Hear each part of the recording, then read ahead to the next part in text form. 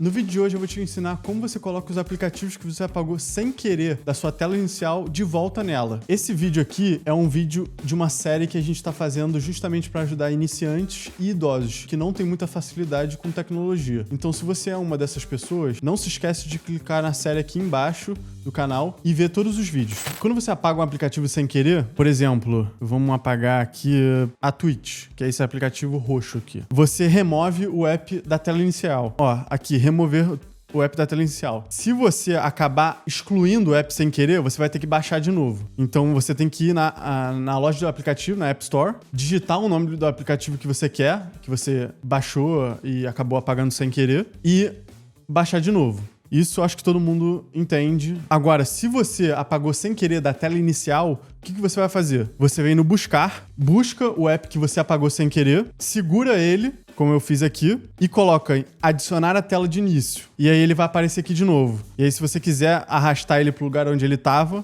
é só você continuar segurando e arrastar exatamente no lugar onde ele estava e que foi apagado. Bom, sempre que você precisar buscar um aplicativo e que você tem muitos aplicativos, como o Ian aqui tem, você consegue buscar ele aqui mais rápido. Então, se ele tiver o YouTube aqui, ele já faz o acesso aqui mais rápido, ao invés de você ficar procurando aqui e acabar se perdendo. Isso aí já é outra dica. Bom, o vídeo foi esse, bem curto, bem rápido. Se esse vídeo foi útil pra você, não se esquece de deixar um like e se inscrever no canal, que a gente tá trazendo mais vídeos para iniciantes e idosos. Valeu!